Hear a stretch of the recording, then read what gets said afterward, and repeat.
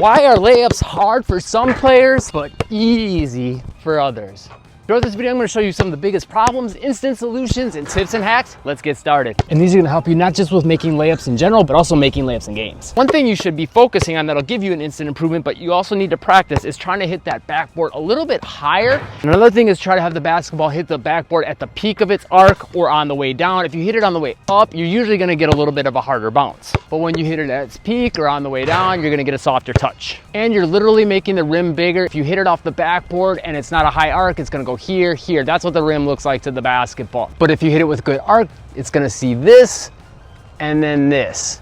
A nice big hole for the ball to go through. And actually, three of the biggest things that keeps almost all players from scoring more around the rim is in a free video that I have pinned to the comments for you. The next reason it's hard for some players is because they're rushing too much. And that's gonna make it a lot harder to get your steps right, to get the shot off right, to get good control over the basketball. Now in games, there's gonna be times where you need that speed to get the layup off. But when you're newer, you're gonna wanna slow down on those two steps so you can get good control over the basketball, get a good clean shot off, and get those steps right. Then as you get better, gradually increase that speed, go about medium speed, and work your way up. We'll talk more about that later in the video though. The next reason layups are hard for some players but easy for others is because of what they're practicing. So you want to start with mastering one type of layup first, which would be your basic 1-2 step layup. Left hand and right hand, of course. And once you've got those mastered, you want to expand what you can do with your layups. That's key for in games. If you need help just mastering your basic layups, I'll have a video for you at the end that'll really help you with that. But once you got these basics down, then yeah, you want to expand what you can do so you have different options in game. That's why layups are really hard for a lot of players because, well, number one, this normal layup is predictable and a lot of defenders are going to know exactly what you're going to do and where you're going to lay the ball up. So inevitably what you're going to try to do in a game is adjust by changing the layup, by maybe going with a sidearm type release. Maybe you're going to try to go for a reverse layup, whatever the case may be. That's probably a layup that you won't be very good at in games if you haven't put in the proper practice to it. So you want to work on different types of footwork, releases, dribble and pickup timings going into your layups, all kinds of stuff. I'll have another video for you at the end that'll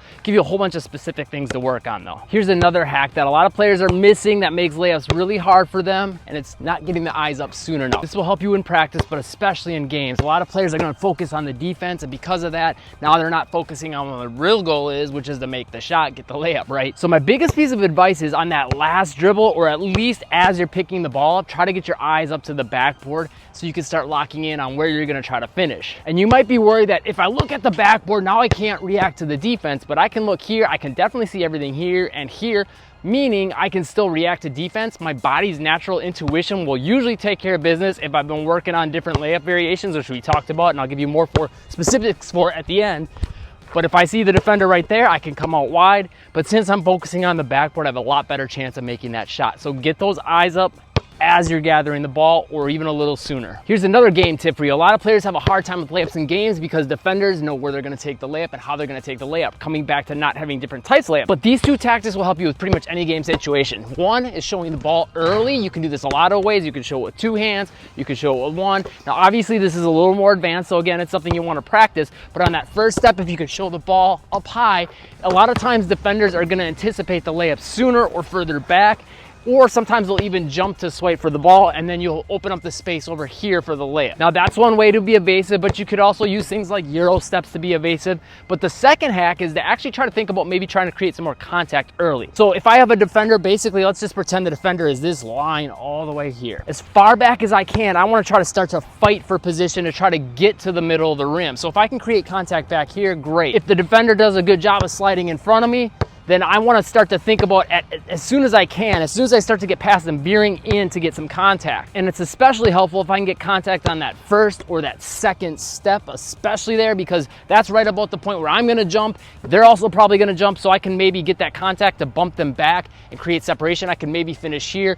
Or if I want extra separation, I can bring the ball out here. And another hack and reason layups are easy or hard ties in with both those things, being evasive, but also creating contact. No matter how I want to achieve this, ideally, I want to try to get myself more to the center of the rim. Because if I can get here, now I have options, right? I can decelerate and get a little more of a floater. I can extend towards the rim. I can come to this side. I can come to this side. It just gives me a lot more options. So here, boom. Okay, I got that right hand layup. I can go for it. Anything is really available to me. And even if I'm coming coming like from a baseline angle. Again, if I can get like right around here, I got the option to be here or here. But even if you don't have that, just your normal 1-2 steps and just some slight variations in how you're holding the ball, doing underhand, sidearm, overhand, side spin. Again, the video at the end will help you with all that stuff. But if you've got those down and get to the middle of the rim, you're gonna have a lot easier time scoring and a lot more options. Now, this next tip might sound contradictory to the last 2 tips, but it's worrying too much about the defense. So you wanna keep those last few tactics in mind, but you want them to come as second nature. And the 2 big things with this are, number 1, you don't wanna overly focus on the defense. So again, get your eyes on the spot that you wanna finish on. But sometimes players are looking at that, but focusing too much on the defense, even with their eyes up there. So make that your number 1 vision focus and your number 1 mental focus. But number 2, they'll let defenders force them to rush into layups. Now, there's times where you're gonna need to get fast layups down. Again, we'll talk about that a little bit later. But if you let defenders rush you into an uncomfortable shot, there's a good chance you're gonna miss it. So that's why you have to be able to still play at your own pace and have the skill set to be able to get a good shot off that you're in control of. But don't let them force you to speed up. Speed up when you see an opportunity that you're using to attack, not that they're pushing you into. Next reason is because some players aren't practicing high speed layups where you're barely even jumping or you're just sprinting all out to get to the hoop. A lot of players do their layup line layups to practice every time, where it's a nice, sort of medium, steady pace. But let's be honest, game layups don't happen that way more often than not. So layups where you're all sprinting to the basket as fast as you can are great to work on. It's great to work on a medium pace and then burst into those last 2 steps to get to the hoop quick. But also think about driving fast and slowing down on those 2 steps, because a lot of times defenders will just go flying, trying to block you, and you'll be taking the layup all the way back here. Another thing that's not gonna happen in games very often is getting this exact layup line angle.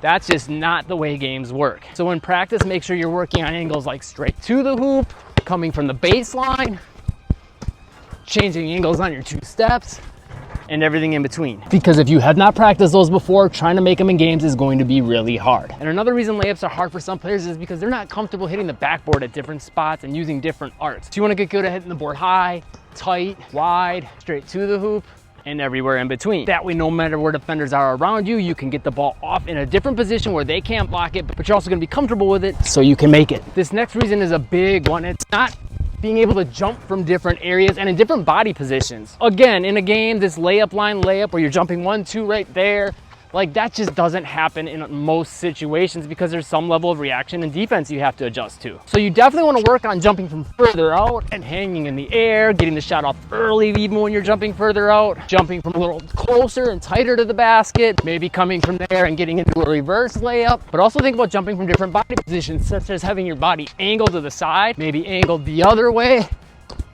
maybe twisting your body into the shot. That way, if maybe the defense gets you pushed out here, you can jump and then boom, swoop and turn into that layup. You can get the layup off back here. If there's too much down here, you'll have options. And again, if you're practicing them, you'll be more comfortable in games, so you'll make more of them in games. And here's 2 of the biggest problems. Number 1, only practicing layups like this. What do I mean by this?